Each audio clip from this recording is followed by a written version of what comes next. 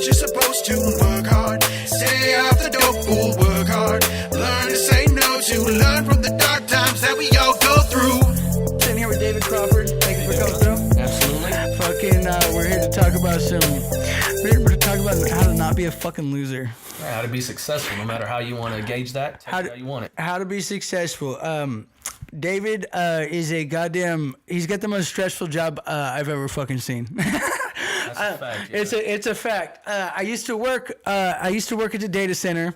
Okay, and to put this into perspective, if I fucked up royally enough, David could lose his job because of that. And that's how stressful it is. Right. You know what I mean? Like it's like, I mean, obviously you're in charge of hiring the people who wouldn't do that. You know what I mean? But that's still all on your own judgment, all on your own fucking how you call it. Well, a lot of that job is, I mean, you know, when I first, let you know about the job when you're interested in hire, never the first thing I said, you cannot mess up here. Right. And for somebody to tell you that at a job, it's kind of like an oxymoron. And you're like, what do you mean I can't mess up? I'm like, you're dealing in such a critical and fragile environment where you're dealing with people who can lose millions of dollars a minute. And banks, like to put it out there, a data center, okay, like when you go to the bank, this is how I always explain it to people. Okay. When you go to the bank and they're talking or they're fucking on their computer or whatever, they don't have like a mainframe in the back there with all their shit and that's how they're connected. They're remoted in to these massive fucking mainframes in the goddamn data center that are cooled by these gigantic air conditioning units, and that's where all the shit is really going down. So where the internet lives. Yeah, it's where the internet lives. So if their shit is to go down, I mean, their customers can't access their money. Obviously, if that goes on long enough, stock prices fall and shit like this. You know what I mean? I mean, there's whatever if your business is online based and you're not online, you have no business. Right. So. And if you don't have the level of redundancy or things aren't set up to the level that they were supposed to be set up as. In the contract, like you guys have a contract, right? Or just internally within your company. It might not even be something that you did personally, but it was a small error, but it was a domino affected error. Then you start, and I've seen this a lot of times, then you start pinpointing where your link is to the chain. Yeah. And that's where things start catastrophically going down. And then once everything starts going down, it's get everybody out of bed. What's going on? How do we triage this? And time is passing and money's being lost. And you don't have to be a bank. You don't have to be Joe Blow's garage. But if you have an online presence where that is where the majority of your income comes in, you better make sure it's bulletproof. Right. And like you saw in the type of business, we literally cannot lose power. Literally. Right. If you lose your house power, you're just out of power. But with us, there's generators that come online. Immediately. Two of them. Two massive ones. A data center is a very fragile thing. Yeah, and it all matters. That's the fucking thing. Like, all of it. Like, one wrong plug of a thing matters. Right. But I mean, but that's something you can take within life. Yeah. I mean, one wrong decision in life. Yeah, no, and when some bad shit starts happening to people, a lot of times people fail to realize where they come into play, right? And in these situations, like if I fucked up, okay, but they didn't really catch it till like 3 steps up the road, they're gonna eventually come back down that road and go, oh, this is where it really happened, and you need to do that in your life, where anything, where figure out your role. That you played in whatever situation, whether it be good or bad. If you're having a bad day, figure out where you were good. You know what I mean? But sometimes take those bads and diagnose them and rework your recipe. Right. Be the chef to your own kitchen and know what you're going to do and stick to that recipe. Quit. That's a problem with people. I'm not going to say it's a problem, but a lot of people want to mimic somebody else's success but not focus on theirs. And why don't you focus on the things you're good at instead of trying to morph into what you see somebody else doing? Right. And so a lot of people they want the success portion they see the dollar sign, but they don't want to develop what it takes to get that steady dollar sign. Well, right. And there's that. And I've been noticing, I got a friend, she's got a bunch of money now. She's been killing the game, doing some shit, some legal means, killing it, but it's changed her in a way where it's like, I get it. All you care about is the money. Okay. I get that. But then there's no passion in it. You know what I mean? Like there's no passionate. You're chasing something that money comes and goes. You figure that shit out any day of the goddamn week. Right, exactly. So what people are failing to realize, they go, oh, this is a quick road to money. Instead of going like, but the people that are really killing it on that road to money love every step of the way. Right. Whereas these folks don't. They just see the money. Right. You know what I mean? So they go in it passionateless. And, and that burns out quick. And to kind of spin off that, some people just want to start us at the top. And they don't want to work for it. As kids these days, dude, they're fucking... What it is they see the internet. That's everyone's highlight reel, by the way. You know what I mean? That's everyone's highlight reel. Well, they're dumb. Yeah, they're dumb. And it's the instant gratification that they're looking for. Yep. There's actually... I was watching, I would say about a month and a half ago, actually, I was watching 2020, and they're doing a study of kids' brains and how they're reacting to a physical book they're reading versus Instagram, Snapchat, Facebook. And their lobes in their brain aren't developing because it's only stimulating one portion of the brain. No shit. And this was an age group between like 8 to like 20.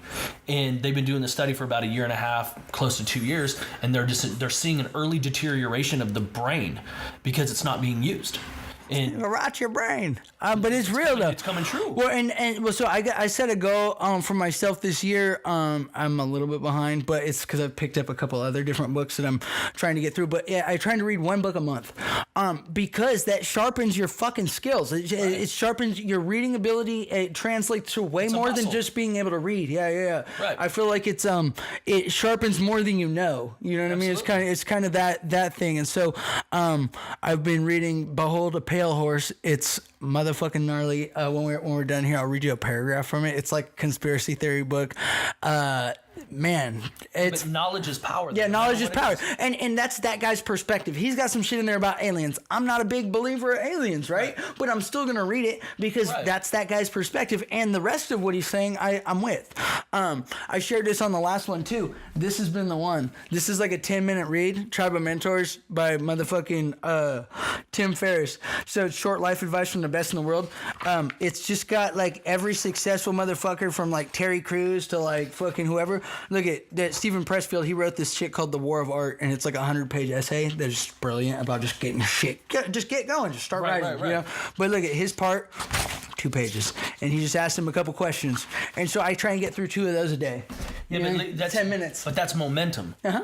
You know, most people won't even pick up an article that's 2 paragraphs long, 1 sentence long. People, their attention span is, though if it doesn't have a picture attached now, or if it doesn't have a live video, they're not reading it. You hear that all the time. People going, well, did you read it? Well, no. No. Yeah, I glanced. That was enough. But it's not, though. And that's the thing. But then also to as to why I think that's going on, there's so much bullshit being thrown at us that it's kind of a defense mechanism, like a natural one, like, okay, I don't need to read that. You know what I mean? Because it's like probably not going to help. Now, kids don't know how to spell. No. No, Google definitely does it all for you. Definitely. Talk to text for sure. Or it'll get close enough. You might text it close enough, and then instead of and it'll show you that it's wrong. But when you just hit autocorrect and you just keep it moving, you really didn't learn that. It's all about the right click. Yeah, the right click. You're doing a book report for school, and it's going to tell you replace with I don't or put can't in the comma here, and then this is spelled wrong. And it's got a grammar thing. Yeah, it's got not only spell check on the right hand side, and it's just all the kids, they know that now, so it's your brain is getting lazier. Right. Because I remember as a kid, if I said, "Hey Dad, how do you spell this?" Go get the dictionary and sound it out.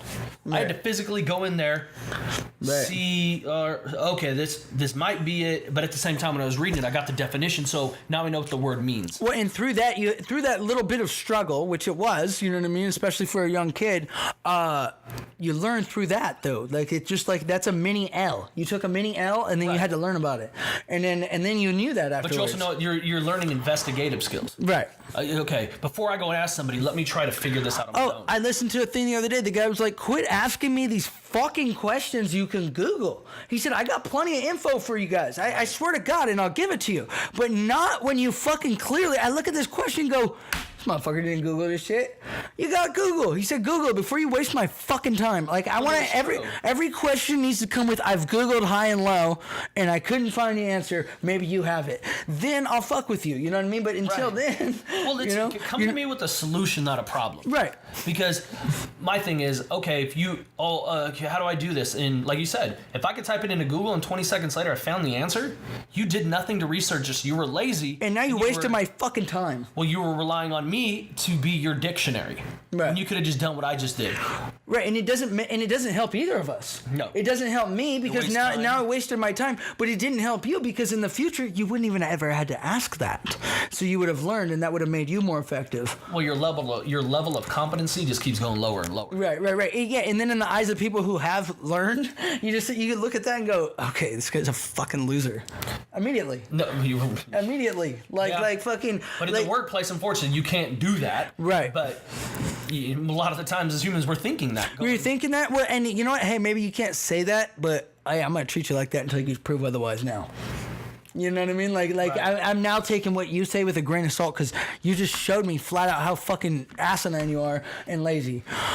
Which, I'm guilty of it. We've all been guilty of it, dude. Because there's a difference between lazy and procrastination and then just not giving a shit. Of course. I mean, and just not giving a shit. There's levels to everything. Yep. But at least come to, because I manage people, right? But at least come to me and go, hey, can you help me or direct me to how to correctly do this? Then now you're doing something to help yourself, and at the same time I'm doing something to teach you, so we're both benefiting from that. Of course. I mean, there was times there, like, a lot of times it's learning to do something for the first time, but it needs to get done actually, and this is my first time doing it. Okay, well, this will be fun.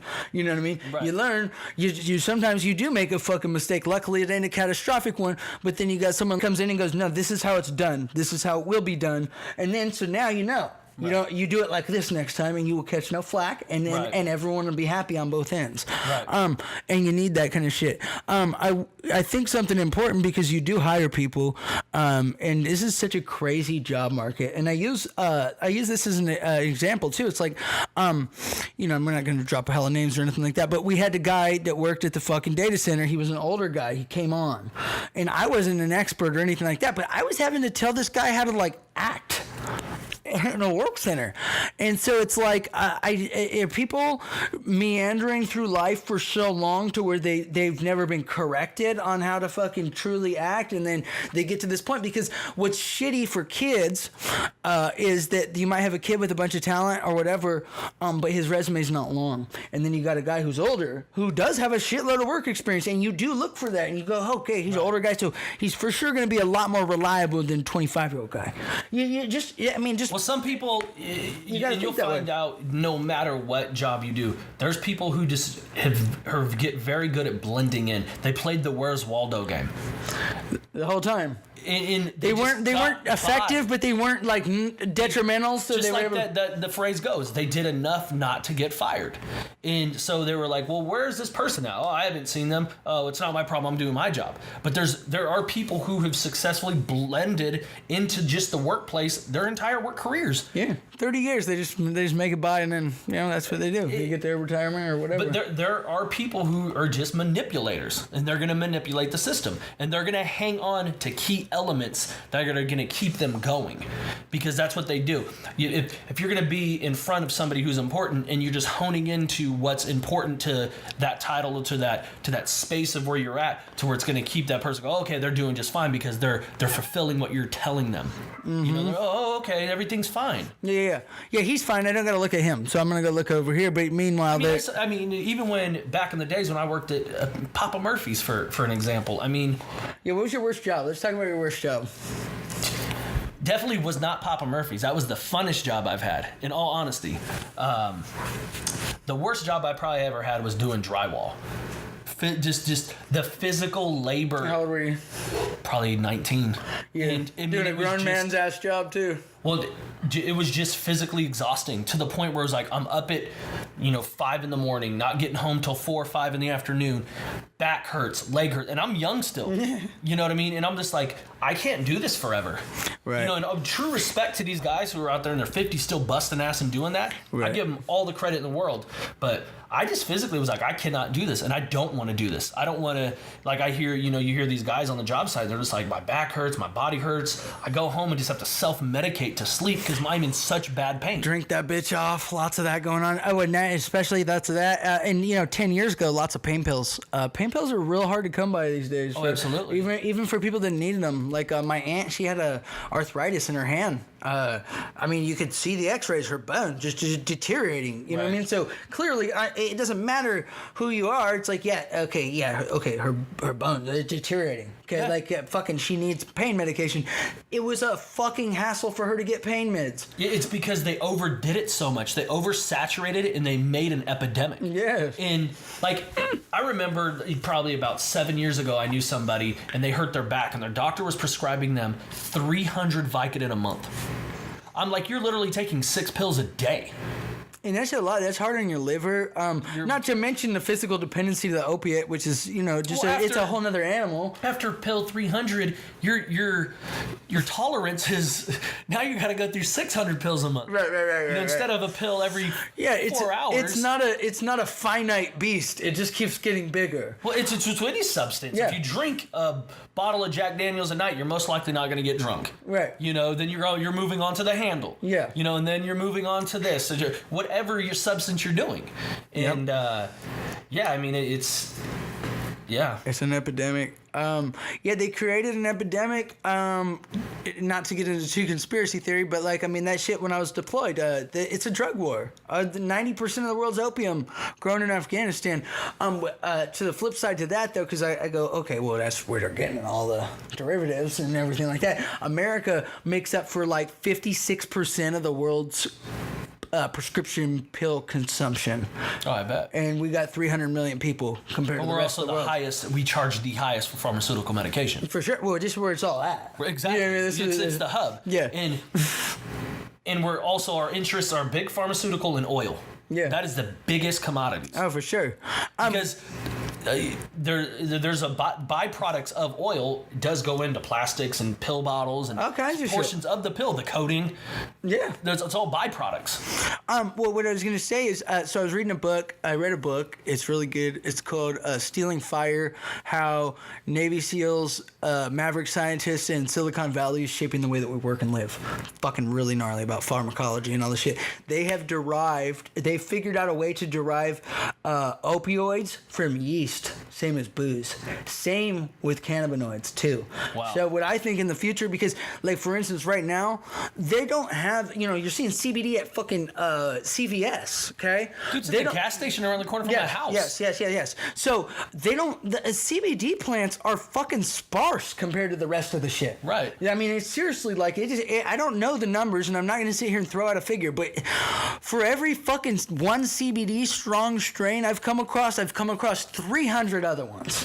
Right. You know what I'm saying? Or more. For real. And so they're going to have to figure out a way. The market's so fucking tapped. It's so ridiculous. But they're going to have to figure out a way to synthetically make this shit, which is fine because that shit is not harmful. So fucking run it synthetically all day. If it's coming from yeast, who cares? But isn't that crazy, though? They've figured out opioids from that, though. And what they were insinuating in the book, and fuck, dog, we live in a fairy tale compared. If you foretold what's going on today 30 years ago, people will go, you're fucking crazy. Mm-hmm. Okay, so with that in mind, he wrote that there's a fucking 3D printer that basically you're going to be able to load these chemicals into, and then with an interface where you can fucking tell it what you want, and it'll crap you out this pill or this substance of this pill. Right. You know what I mean? Like that. To me, that's not out of the realm of possibilities. And eventually, you see how cheap 3D printers are now? They're like fucking $200. Nothing's really out of the realm of possibilities anymore. Like, for what we see, I'm pretty sure it was created 5 years ago. Yeah, oh, for sure. You know what I mean? So I was just saying that last night. I had to call homeboy an Uber. And I go, yeah, you see? He's fucking 1 minute away. And then you look up and fucking Muhammad's pulling up in his fucking Prius. And right. I go... if this is what we got, there's some shit out there that is beyond. And this is up to fucking like by the foot. You know what I mean? Yeah. Like by the foot. So when I know that like Google Earth, they have a militarized version where you can see it everywhere, but the Google Earth that you can't see, you just can't see the government sites. So if you're not looking for that, you have full access to the whole globe. Oh yeah. If you're not looking for government There's sites, specific satellites for that. of course. So where do you come from? Born and raised here in Sacramento. Valley High to be specific, South Sac. Went to school out there. That's rough. You see that Mac Road meme? Is the fucking he said when you gotta get I had to get gas out there the other night. I fucking went out to my buddy's house in Elk Grove. What's funny is because it's very relatable because like if you did grow up out there, it was exactly like that. And then the Mr. Perry's right next door. That was like a club at like 2:30 in the morning. No shit. Everybody would just go out there and it would be a party zone. But I've also seen some mad chaos there too. Yeah, And that's being the pale faced one out there. Yeah. It was never an easy one, but hey, I love where I grew up. It taught me a lot of lessons. You really got to see, the haves and have-nots and what's really real. You know what I mean? right. Well, and I think that's important. See, I came up like lower middle class, right? But I always hung out with the poor kids, always, bro. Like, I don't know why. That was just, it's not that I wanted to be poor. It's just the people that accepted me the most. And that's just where I got in where I fit in and I had a good time. Like, we all had a great time. But it was just that. But I look back on that and it's like, that taught me a lot. It taught me, I look at people's parents that I came up around. It's like, that's what not to be. You know what I mean? Like for real. Like that wasn't cool then. We knew having, oh yeah, you can have all your friends over here and get fucked up. We're like 16, bro. Like, looking back on it, it's like, that ain't, kids are going to be kids, but you don't need to enable like that. You not contribute. I know you're good. Like, if I ever had a kid, I know you're going to go to this liquor store, try to get a homeless guy to buy an 18-pack like I used to do. Scrounge up $10 to get a bag, roll up a blunt, we'll all go to the park, whatever. And that's part of the struggle, though. You need to go through that. You don't need some adult I'm not going to be like, hey, son, you and your pals coming over, there's 36 in the fridge. Right, exactly. Send me a couple. If you wanted, you got to let them struggle it out. You got to let me give you the advice that I got thinking you were stupid, but I have to regurgitate it back to you. I remember we were downtown, me and two of the whitest kids I know, we were downtown, there was a races, we were doing motocross racing at the fairgrounds, so we were staying there in a trailer overnight, and it was kind of in the hood a little bit, and so we went down the street, and there was a dude, I'll never forget this, he pulled up in a blue El Camino, fly as fuck, Mexican dude, he had Raiders tattooed across the back of his head, I mean massive, like Raiders, and when he walked in, I go, that's who we're asking, and then so fucking we stopped him fucking before he got in there, I was like, hey, can you get us a couple 40s, and he's like, fuck yeah, dog, and fucking got us some 40s, and went our way, but that was part of the struggle, we had to get rejected by 8 people prior to that, they're like, fuck you, right? You know what I mean? No. See, the crazy thing, it's funny because like that's what I was gonna say is these days I feel bad because the young me wants to do it, but the responsible me is like, man, I'm gonna catch a felony now. Yeah, well, and here's the fact of the matter is somebody will do this for them if they're persistent enough, and it doesn't have to be homeless, you. I have nothing to lose. Right. But what do I look like on camera? Some kids Snapchatting me, giving them beer. As I drive off, they get hammered, run into the back of somebody's car, kill someone's kid, and I'm sitting in jail for it. Get into a fight, anything. All bets are off. And all of it is going to come back to who provided this, and they all fucking say my name. Exactly. Oh, if you go on our Snapchat, this is the car right here. Yeah. Boom, done. They look at your fucking sweet ass car with your license plate, and you're like, yep, you're cooked. Right. Not worth it. Born and raised in Sacramento. This is a big one. This is one that this is like what I want to learn. This is where I don't get paid for this, right? But this is this is the question I need to learn from everybody. What was your lowest point that ended up being like the upswing to like, brighter days? You know what I mean? Like to where you were like, you're fucking doing some dumb shit you couldn't fucking handle and got yourself in too deep, but it ended up being the stopping point of something. Well, essentially, just bouncing from job to job. Like when I was 18, I was an RV parker. I parked RVs. Then that didn't work out because I was too busy getting high with my friends. So the next job, I was working at Papa Murphy's, and me and like 4 of my other friends were all renting this 4-bedroom house together, and all we're literally doing is going to work, getting enough alcohol and weed for the night, and just keeping this progressive cycle. And I mean, a year and a half goes by, and I'm just like, I have no money. No, you're literally where you were when you working started. at Papa Murphy's at minimum wage. You know what I mean? And it wasn't, I really didn't see the big picture, because I'm like, oh, you know what, I'm only 19. I'm just having fun with my friends. And then, but it was my dad who goes, is this really what you want for the rest of your life? You're not going to school. You're working at Papa Murphy. You don't have a car. You walk to work every day. You're living in a house with 5 guys, and it was my dad that actually pushed me, because I was just being hard-headed. I don't want to leave. I'm having fun with my friends. I'm just going to do what I want. It's really hard at that. It's hard at that age to tell your friends, like, you're fucking up, dog. You know what I mean? Like, you almost don't have the spine to do it. You know what I mean? Because you don't know what else is out there, but like, you only have an inkling that this is wrong. Right. See, but it takes, and to this day, I still thank my dad, but it takes the maturity inside of somebody older than you to allow them to be mad at you for them pushing you and saying what they need to say from their maturity standpoint. Because I can say that now to somebody that I've been there, because, hey, look, I've been there and taken opportunity. Because my dad was like, there's an opportunity for you, and I bought you a plane ticket. You're leaving. He just showed up in my house. You're leaving. Grab your stuff. I mean, I left Arizona with $100 in my pocket. You know what I mean? And that's where I decided, like, I got to make something. So I just started grinding, reading, studying. I mean, and I lived poor as shit out there for 3.5 years. Minimum wage, my own apartment. Listen to that. Years it takes of fucking, and this is where this is where finding yourself comes in. I had to build the foundation first. Right. If I'm going to make, if I'm going to make a structure out of this, I've got to have the base. I've got to find it. Right. And it's got to be a strong base, because wherever I go to the top, if that falls, I got to be able to fall back to this base. Right, this is where I'm at. You know what I mean? I'm gonna try and race up to the heights that I'm trying to go to, but I got to have a good base to fall back on, where I can pick up instead of fucking falling through the fucking floor. Right. Back to where I was. You know what I mean? I got a base that ain't going nowhere. So. Absolutely. Like, I've never to this day, I've done pretty well for myself, but I've never lost sight of the starting line.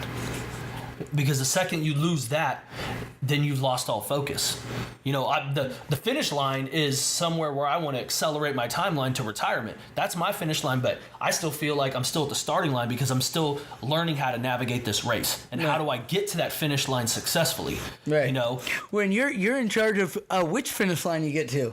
There's a million different finish lines. You know what I mean? There's the way you lose. Yeah. For anybody if you get a rare opportunity in life where you're just some uber genius that just has. Yeah, that's none of us. Any cocksucker listening to this shit right here, not them. So right, if you're a born prodigy, good for you. You were blessed and you were wired differently. But I've taken so many losses along the way. I've lost on so many different investments. I've been there where it's like, well, I'm not, 5 days till I get paid.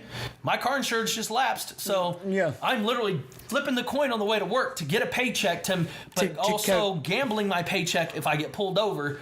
And I'm tired of Top Ramen. I'm literally pissing salt out because I'm so tired of this. My piss smells. Right, but you've got to learn to accept a loss to enjoy a victory.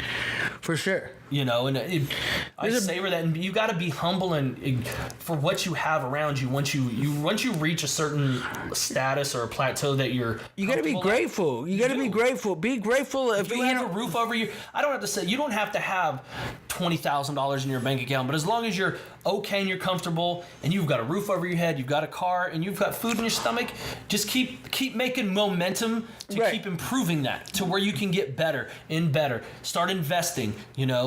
Once I got my head straightened up, I moved back here to Sacramento, after Arizona, worked really hard, paid off a lot of debt, got to a position where we were able to start, our record label studio you've been to. Yep.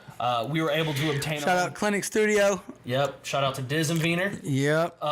Those are the partners of it. But we were able to successfully secure our own LLC, and just start making movement on progressing through this and where we want to take that. And everything is a slow build. And I think, again, people we're that instant gratification. A lot of people do cocaine. We're all guilty. But it's like, if you're doing cocaine, I said this last time, if you're doing cocaine, okay, you feel this way now. and now you feel different. Right. And that's what people think that this shit is, but it's none of that. It's literally, sometimes you're in the same spot you are for fucking 6 months. It doesn't move, and then boom, exponentially do you make a gain. Right. But you've got to be patient the whole way. And I'm learning patience through that, because this shit's a roller coaster, dude. It is that, because it's... You could walk out of your house, and then you'd pull out of the driveway, and your transmission will go out, and they're like, oh, it's $3,000. Right, and exactly. And so I feel like people they have this idea of like getting rich or whatever. Call in your head getting rich, being able to take care of any flood that fucking shits on you in life. Water heater goes out, anything. you know. Start there. That's fucking rich. When you come from poor, that's rich. Right. And then build off of that. You know what I mean? Because that is so important. And again, I'm struggling to get there, but I'm gonna get there. That's what I got my eyes on. So it's gonna come. Have a strategy. Have a plan. Well, and then also cut out the negative shit that you're doing, because we all have these stupid idiosyncratic shit that we could fucking, slowly chip away at and get rid of. Mm-hmm. You know what I mean? Little things. Again, I fucking said this. I'm gonna end up repeating myself a million times, but I don't care. Jordan Peterson, he says, life is fucking hard. Life is tragic, but there's always something stupid you or somebody else can do to make it worse. Oh yeah. And so I literally live my whole life on that. It's like any dealing with anybody at all, it's like, okay, how are they gonna fuck this up? I know I'm not going to, but if they, you know what I mean? And it's like, okay, there's no chance of this getting fucked up, then cool, that's a safe bet. Right. You know what I mean? But it's like, you always got to look out for that. Well, in the older and the more mature you get, I'm learning how to pre-screen something that can negatively impact me. Like, if I'm near you, what is your behavior going to do that can possibly impact my success? Right, and whether it be good or bad. Whether it be good or bad. If right. it's good, it's like, okay, yeah, then I want to be around your company more. If we're going to work together as a partnership to make something grow organically, then I'm all for that. But if being around you and your reckless behavior causes my success to downgrade and puts me in a financial position where I'm drained, then it's no good for me. Right. Then it's a business move at that point. It's like, fuck, I wish you the best of luck, but I gotta get. Well, what would I look like? Just completely everything I work towards, and something happens and I lose my job over it because I knowingly allowed your behavior around me. Right. Yeah, I was talking to a chick. She got into a relationship way too fucking fast. Got out of her lease, had a couple kids, moved in with this guy who was then like overly controlling and just not the guy that she thought she signed up for. Okay, this happened, and I said, well, look, here's what you got to do. You've got to figure out where you played a role in all this. Okay, right. You jumped the gun here, you jumped the gun there, you jumped the gun there. Okay, that was your first mistakes. Okay, now you need to recognize in this man's behavior that you're complaining about, which they're all valid complaints. Okay, nobody's fucking arguing that, but you need to trace those back to what are the red flags? What didn't I see that led to that? And then that way I write that shit down, and next time I'm dating some guy and I see a fucking catch a whiff of that shit, fuck you, you're gone. We got to learn. Yeah, you just got to learn from that. But I mean, instead, because people get duped all the time, People go into it blind, giving everybody the benefit of the doubt. But the one thing as humans that people need to realize is patterns are always the same. Yeah.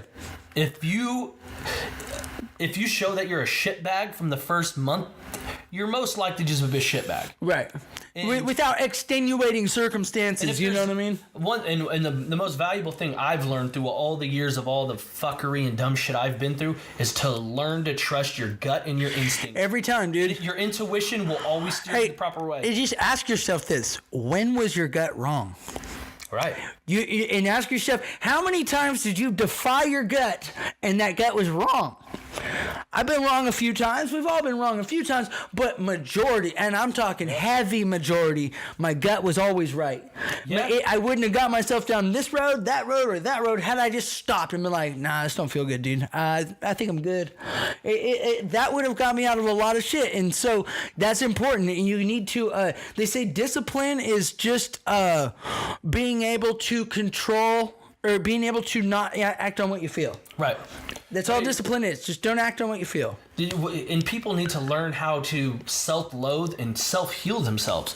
A lot of people, and I never got this, people would just jump out of this terrible, traumatic 3 to 4 year relationship, whatever it is, 6 months, whatever. But then 2 months later, they're back in another whole new relationship.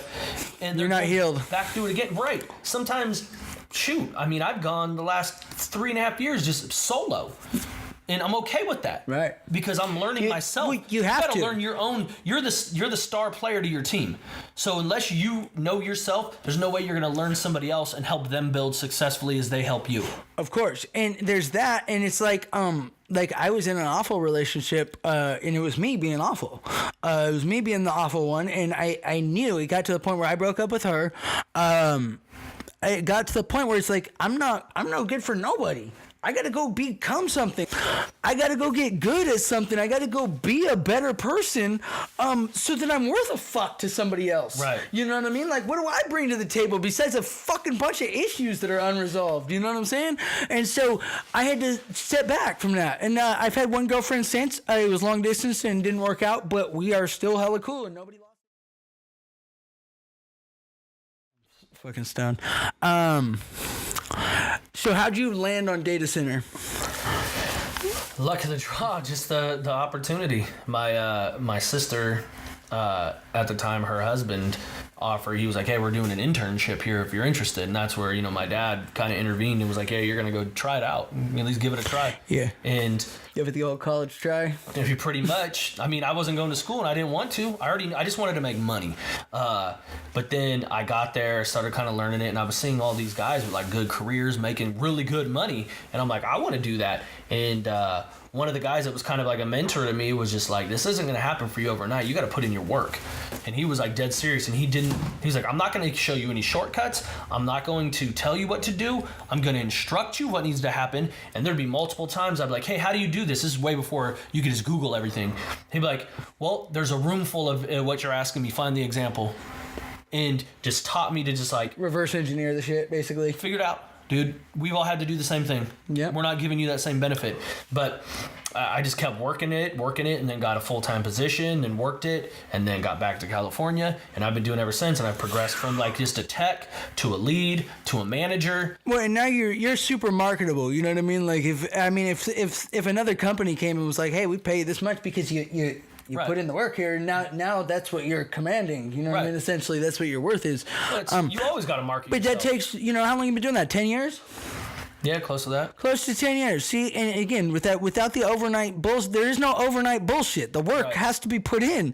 The guy you gotta be in the trenches. You got to be in the trenches, and you got to fucking embrace that shit, dude. It's just like this is to do all the shit. I got when I started all the shit jobs, you'd literally look at it and go, "You're kidding me, right?" No, that's what we're doing. For the next 2 months, you're gonna be doing this basic crap, and it was like. But I had to put in that work, that time, and then I also had to prove, because we can let you go, dude. That so you better have a good attitude, and if you don't want it, trust me, there's 10 other kids who will. Yeah. So it was like, all right, and it wasn't so bad. Yeah, getting past it, and yeah, it sucked being broke, but you got to work to that point where you're no longer broke. Right. And no matter what I do moving forward, if like you say, things dissolve today where I'm at, I can still go somewhere else and make money. So what I can take with me now is just only progression. Yeah, exactly. You carry that progression with you. It doesn't matter. This job might end, but your skill set doesn't, and there's a demand for it, and a major one. So I can go anywhere I want. Yeah, exactly. So then that's to anybody out there working anywhere. You know what I mean? Just maximize it. I know a chick. She works for fucking Metro PCS. Okay, and this is great. They got bought out by T-Mobile, right. And they're offering school for these fucking workers, dude. And she's taking full advantage of it, dog. She's taking 3 classes and working full time. She's got a son. It's super inspiring. It really is, because it's like, look, this is offered, and I bet you there's a million companies out there doing this shit. It's similar. A lot of companies and nobody's reimbursement. But and this is the sad thing. People go, well, I just don't have the money. But rarely do they research into it, or do they do the groundwork to secure that. Right. But then we'll turn around and complain. complain. You turn around and complain, and it's like, yeah, see, no, maybe this is going to cost you something in the short term, but look at the long term game. This is about just sucking, living in the suck for now, for brighter days. Brother Ali has a fucking line, and I think he was like 24 when this album came out. Shadows on the Sun. It says you got to go through the winter to fill some summer days, dude. And I fucking like base my life on that. Any low point, it's never gonna last. No. High points never last either. So you just ride the wave, dog. But what are you gonna do? Sit, metaphorically speaking, what are you just gonna sit in your box the entire time and then hope that it all comes to you? Right. It's not gonna. It doesn't work. No, you don't get to sit in your box and then wait for summer. Right. You know what I mean? Like you sit in the box or you go out, I don't know how to word that, but you know what I mean though. Right, you got to chase for it. Nothing's free in this world. No one's just going to come up and go, hey, well, you look like you need a couple $100 million. Yeah, of course not. It's just like with the music shit. People get delusional about this. It's like, dude, trust me, there's more people doing this shit than ever.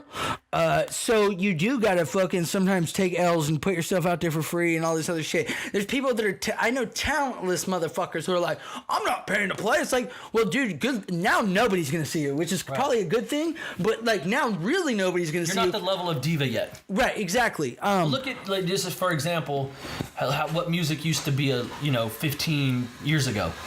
You were grinding. There wasn't internet. There wasn't social media. I mean, look at like E40. You're traveling around with, tapes, and you're just moving it around your city, flyers, booking little shows, doing all that. You're getting off of word of the mouth. There was two probably outlets. You had either a magazine or just word of the mouth of your city. Right. But there wasn't like, oh, tag me on this, tag me on that. That these days, yeah, you could become a YouTube star overnight or Instagram. Or you see that fucking Lil Nas X, bro? He's got the biggest song in the world. You heard that shit with Billy Ray Cyrus? Oh, you haven't heard it? I'm going to play it. This Floss put me onto this shit, dude. Of all fucking people, okay? He's all, no, this is kind of a banger. So the one without Billy Ray, this is a crazy story because the kid's name is, I purposely didn't look at it because his name is so stupid. Lil Nas X is his name. Well, you don't take another rapper's name. Right, and it was a country thing, though. Right. So, but I would say this. He was very polite with that first offering. It was only 1 minute and 48 seconds long. So I go, okay, run it. Actually kind of a banger. Well, it got put on the country charts, and they're like, no, this ain't country. After it hit number 1 already. And they said, Billboard said, fuck that. We're pulling it. We're pulling that from there.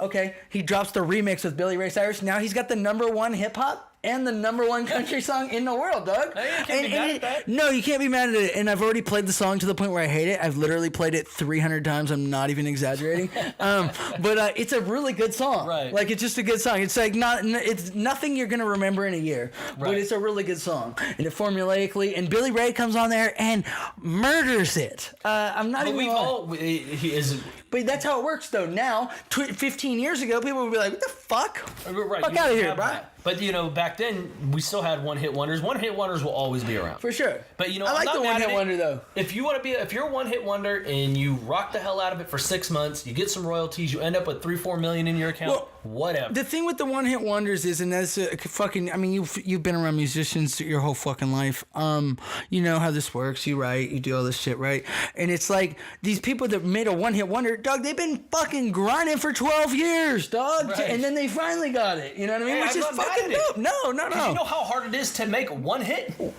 Yeah, no, to make a song that somebody gives a fuck about, that's fuck. And you look at all these other, like, these, artists that are just solidified in the game. You know how hard it is to make multiple platinum-selling albums? Multiple. No, we're talking 1% of 1% of maybe 1% of all the people that are making music, period. Like, that's how it works. If you have 5 to 8 years of longevity, holy crap. Same thing with a professional athlete. Yeah. Athletes. Music's more because, like, but see, it's going to be dying off because pretty soon things are coming so fast. You don't remember what your favorite album was 2 years ago, bro. It just doesn't happen. It's funny. I was talking to somebody who, does a lot of music, and they said they miss record labels dicking people. And I said, why? He goes, because at least they weeded out the shit. Yeah. No, for sure. Some people got shelved politically, but most people didn't make it because they weren't good. You know what I mean? Back then they weren't just handing deals out. No, you had to be good. You got locked into a 4 or 5 album deal. If you wanted a deal, that was it. Or you were on death row. Yeah. But I mean, back then it was, okay, you have to come and perform live for us. We're gonna go to a show. We want to see crowd reaction. We're gonna pay for a 5-6 album demo. If you didn't cut it with then, you didn't get one. And around the business was nobody's signing you, dude. Yeah. Well, no, and it's kind of a beautiful yin and yang because it gives folks like us the opportunity to go make music now. You know, which we fucking might not have stood a chance before. Probably not. Right. Probably not. Well, Numbers wise. It's a lot more accessible now. Right. Well, and yeah, I mean, I could set this. We could fucking record a song right here. Well, and that's the thing, though. A lot of these kids that hop on the Instagram and YouTube and stuff, they've got a whole setup in their bedroom. Yeah.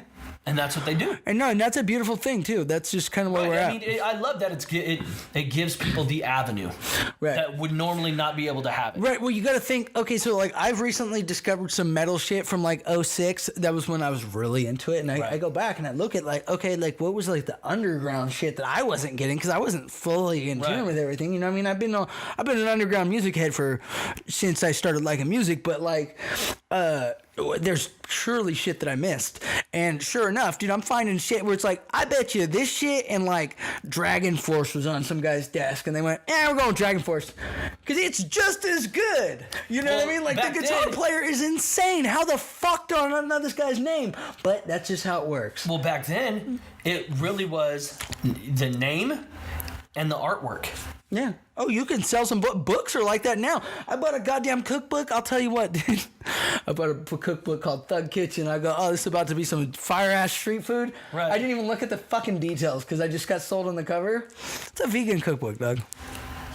And it's like one of those ones that like cusses for no reason, like just like extra whack, like fuck, dog. But yeah, it's fuck you tofu, and I got sold on this idea.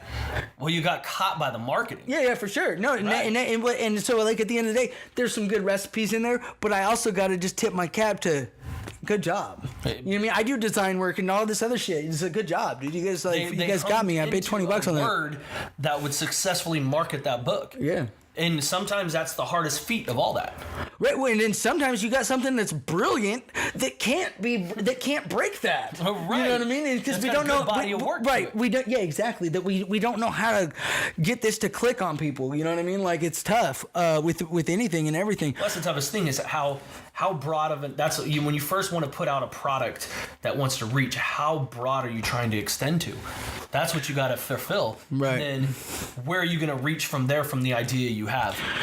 Well, the idea with this thing, because we're just normal folks, there's so many people that I know that are in a mind state that's way below this. Right. You know what I mean? And the goal is just to help those people get to where we're at. Right. Fuck it. You know what I mean? Well, because that would create a lot of positivity, and so, but it can go up from there. There's really no limit on there. There's no down. But there's no down. And there's no ceiling. If there's no basement or there's no ceiling, all you're doing is maneuvering through success. Right. But every day should be a learning step. Every day, people lack to research. You know, go and research somebody who's doing the same as you and how they got there.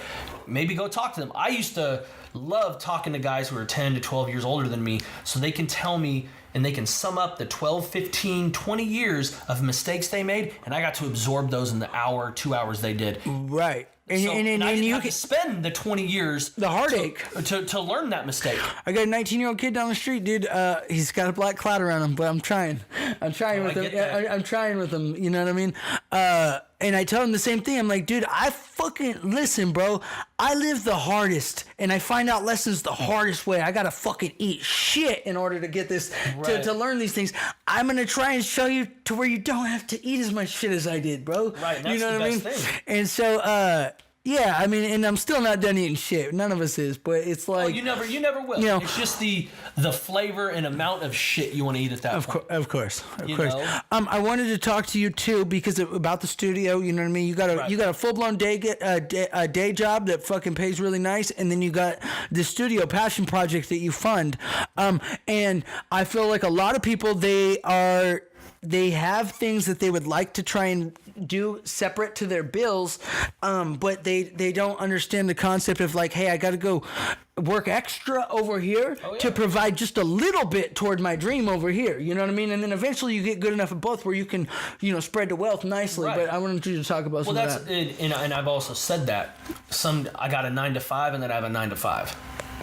And that's really what it is, because it's a collective effort of the basis of what we've built, because we've been talking about this, 18 to now. I mean, and we just opened it up about 3 years ago, and we're constantly making progression. I worked at equipment rack. Go from this big to this big. You've seen the progression from the first room now to where we're at, full booth. Oh, it's beautiful, hardwood dude. Floors. I mean, better equipment. A raised vocal booth. Fucking Diz is a wizard with this shit, man. Right. But it's people. You when you want to be successful, it's not a bad thing to have team. You want to have people on the bench that are there, because I've always been taught it's better to have 3 to 4 brains than just one. And as a collective effort, is all 3 of us who own it, we're able to input our own ideas. We're able to input money into it, and we give the ability for I am out doing my 9 to 5. Wiener's off doing his 9 to 5. But then Diz is able to do that as the 9 to 5 that's building the brand and the product till it gets to one point. We don't have our 9 to 5. We just have a focus on our studio and our label, and we build from there. Of course. But it's just this investment has been 2.5 years in the making, and it's not going to just spin overnight and be this huge success. No, and you got to be patient. We're not losing money, and we're paying for things, and at the end of the day, it is successful. Yeah, we're not making $10,000, $20,000 a month like we would love to. Anybody would love to, but it is still successful. Minus out the big zeros that come from it all, and it's the steps to the progression that you make to get to that point. It's not failing. No. So it's success. If you're not failing, it's success. And when people can learn that and be okay with slow growth, that's all right. Yeah, slow growth. I'm learning it too, man. Patience is a virtue. It truly is. That's like as cornball as it gets. But if I look back at some of the most major fuck ups I've made, and had I just had a shred of the patience that I have now, I would have never acted on those impulses, and therefore, well, who knows? I wouldn't have learned from those things. But the patience and discipline is more important than money. It's more important than anything. A peace of mind is worth a lot more. Right, and to what you were saying, having a team, you got you got 3 eyes on shit now, because you guys are in it, so it's like you're looking online, and go, oh, you see what these motherfuckers did right here? You draw inspiration where you didn't see that, and neither did other guy. I follow my competition, of course, but sometimes you see but having the 3 people on it, that's what I'm saying. It's like fucking. I know that, like, I work over here, Wild Jones. Shout out to Wild Jones Podcast Network. Constantly, I'll get an idea that, like, hey, we're gonna do this. And I go, oh, dude, that's a fucking brilliant idea. Right. But what about this? Oh, shit, that's a brilliant idea. You know what I mean? And we're just bouncing them like that, dude. And that's super fucking important, too. But look at all the major marketing corporations and just a lot of the big corporations. They have rooms for people just to creatively think. Oh, yeah. To make this huge effort to what they're building as a brand. So why not do it? And then keep people around you who support you. Everybody around me is not negative to my brand. They're helping out. You've been there. You shot it out. You go. You respect it. As a lot as other people do. They come there and they help the team. You help everybody grow. There's no competition between us. Everybody. I want to see everybody eat. No, if we are all just competitive against ourselves, and then we're in a group of people, like that's a dangerous thing. That's in a good way though. In a good way, dangerous. So because everybody's trying to compete on a friendly level and step each other's game up, but at the same time we're helping each other. Right. It's not like we're not taking food. I'm not taking food off your plate so I can have some over here. You know what I mean? I'm gonna start a podcast and bash the shit out of Wyatt's. Right. Right. If anything, it's like, hey, I think you'd fit in really well. We'll do this. I'm gonna refer you to my buddy, so you guys can do something together that helps you. But at the same time, when you refer people to the studio, hey, if you want a quality rate, good stuff. I can't tell you all the time, dude. Okay, so lately I've been going there for 5 hours a week on Sundays, minus last Sunday, but the 3 previous Sundays, and I'm gonna continue to do this. This has been a good formula for progress. So, because once I did it once, I was like, oh fuck, okay, this is what I got to do. I tell people, hey dog, I'm here every Sunday. I got a couple folks lined up for some features and shit. Right. Pull up, dog. Pull up. Oh, and then I get hit up on Tuesday. Sorry, dude, I couldn't make it. hey, dude, I'm still making music every week. Okay, you're welcome to pull up, because I know once they come and see what the fuck we're working with and what we're doing now, it's like, oh, okay, and these are very competitive rates too. It's like, and a lot why not? And a lot of quality comes out of there too. Quality, major quality. It's not like it's like, oh, here's your CD. It's like, oh wow, this is mixed very well. Well, Diz is a guy who's not. He's not going to put his name on some garbage, bro. He puts out quality work. It's just like he takes pride in what he does. Like, I've never had to worry about bringing him something, and go and fucking I hope he tries. Right. You know what I mean? Because if he's willing to take it on, if we talk about something, he's willing to do it, he's gonna give it his all, because that's who he is. And I think people need to fucking see that, because there's so many half-assed, janky cocksuckers. I've had to wade through the muck of shit to get to somebody. Well, like, I clicked up with Diz, and I won't even go work anywhere else. Right. I mean, it's not that I'm opposed to working with other people, but nah. Well, it's a good environment. I'm straight. It's positive. It's a creative environment, and everything he puts out knows that it's a reflection on the brand. Right. So what would it look like if there's inconsistencies in the brand, and just look at it as if somebody yelped a restaurant? Of course. They're going to go, oh, well, on Tuesdays when, Paul's cooking, everything's good, but on Thursdays when freaking whoever's cooking, the whole restaurant's trash till Sunday. No, yeah, it's just... No one's going to buy into an inconsistency. You want a consistent product that's going to constantly get good attention, and it works for both ways. We want our customers to have the same experience, and we want to put out the same experience. And you want it to be like this too, because it don't matter if 10 people listen to it or 10,000 people listen to it. You're creating your own standard. Right. You're creating your own standard. You're in charge of what you're reflected as. And it doesn't matter if 10 people hear it, that's fine. But it better be fucking solid. Right. You know what I'm saying? Because eventually there will be 10,000 people that hear it. Right. If you work hard enough. Right. You know? And see, that's the thing, though. And we see that a lot in the studio. It's everybody wants to come in there, record a song, and be the biggest rapper in the world. I mean, you could run into it day to day with just dealing with people. Doug, I hate rappers so fucking much. I'll tell you, if I got a whole hour to dedicate how much I fucking hate rappers, but go ahead. But look at it this way. I mean, and rest in peace to Nipsey Hussle. Right. Yeah, not fuck him. You know what I mean? Seriously. Look at how many mixtapes he put out before he did one studio album. Look how much he was grinding before he put out a studio album. And that studio album, I was asked Grammy nominated. I was asked yesterday. He said, "What? You had to be one CD for 3 days. You only get one CD for 3 days, a newer one." And I go, "Okay, well, prior to Nipsey dying, I would have put, because I don't like that much newer shit that comes out, but I really love that fucking solid album." Music. Oh, I've been following Nipsey for years. Yeah, he makes solid music. He had one. This is what got me onto him, because I'd heard the name or whatever, never followed it. He flipped a fucking Electric Feel MGMT Electric Feel sample. Just got money from the bank, because it starts out as is so fucking dope, because that's like one of my favorite songs, you know what I mean? Just in general, like, I get so hyped and happy when I hear Electric Feel.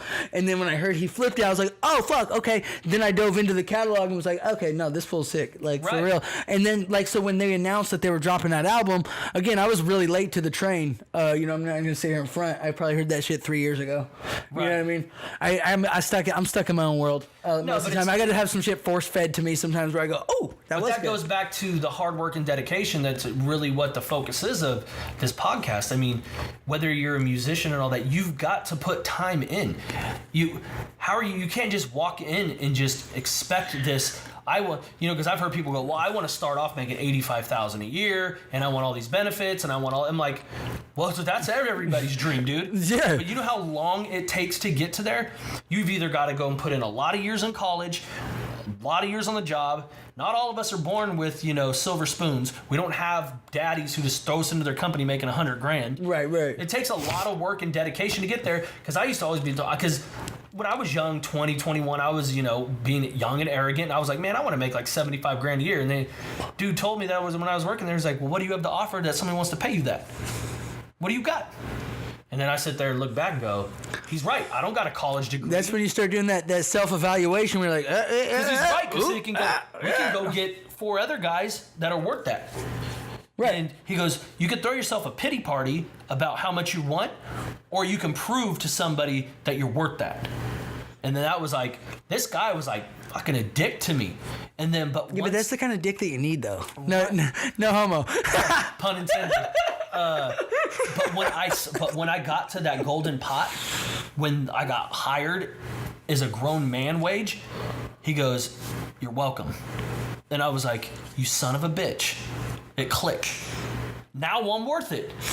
Well, isn't that interesting too? Like, so I have chosen a couple of mentors, and they've been great. You know what I mean? But I literally, I said like, okay, like shout out John, Van Doren Rottweilers.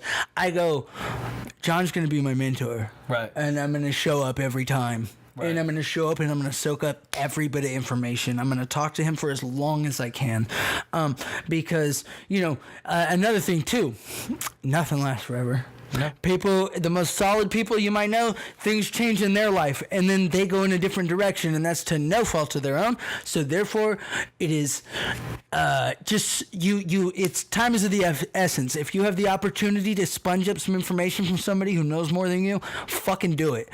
Don't think twice about it. Don't say I'm gonna hit him up tomorrow. Call him today.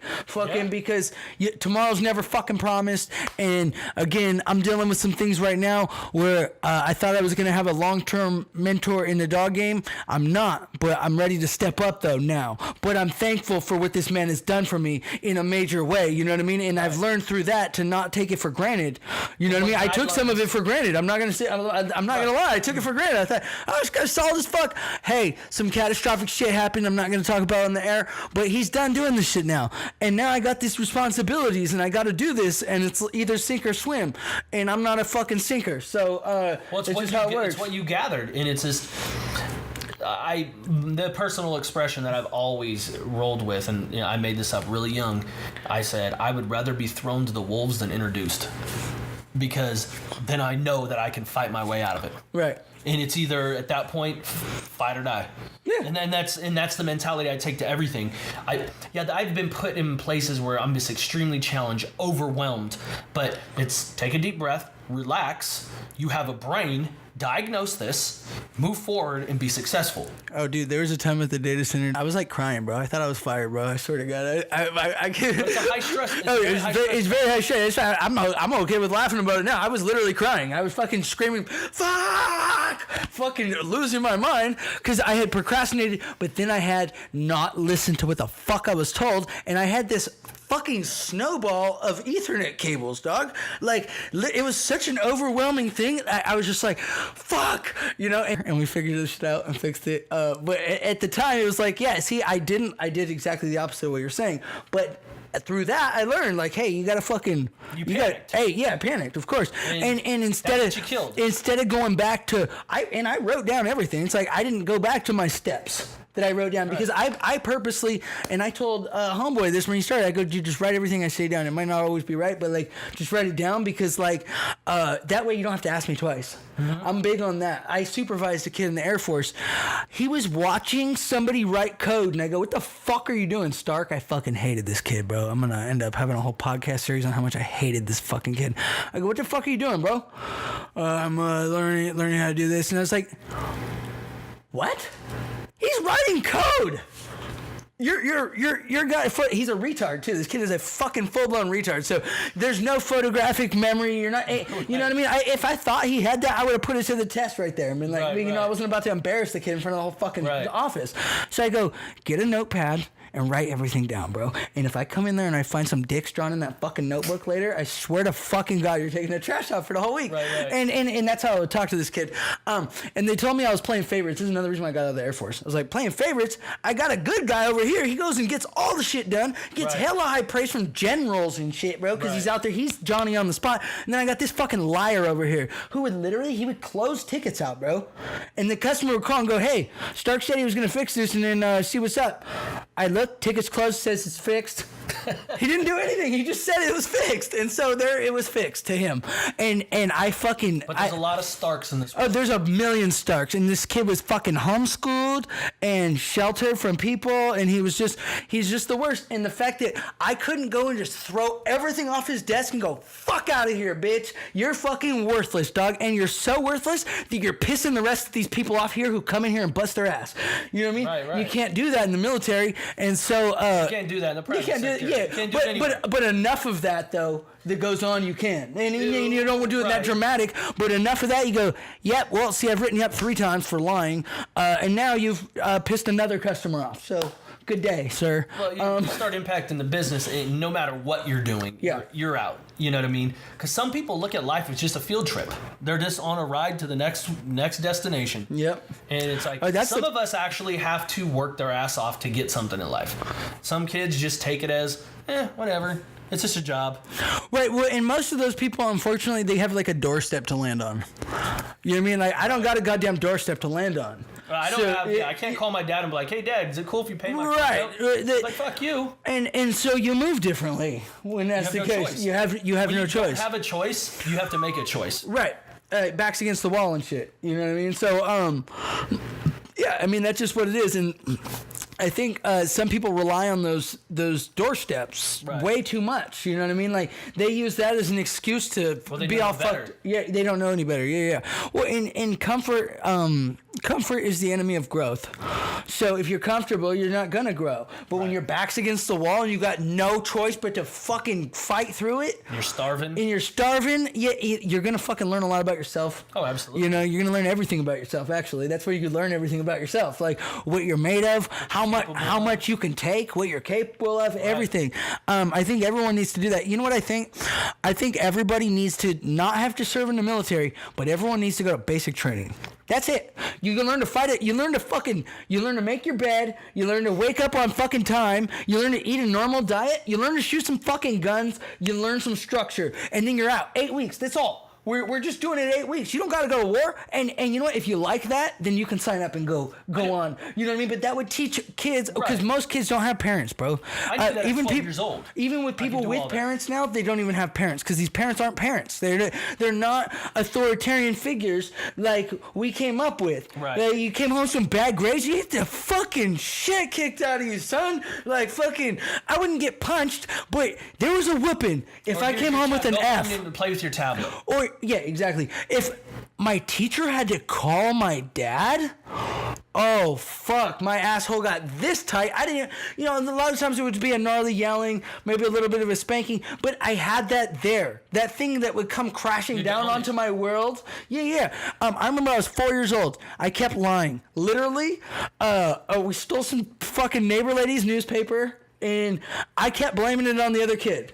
Literally. And I would get hit every time because he knew it was me. Right. You know what I mean? Until I said it. Right. Until I fucking said it. It was like 8 whacks. It was like a lot of whacks until I finally just said, okay, it was me. And then it stopped.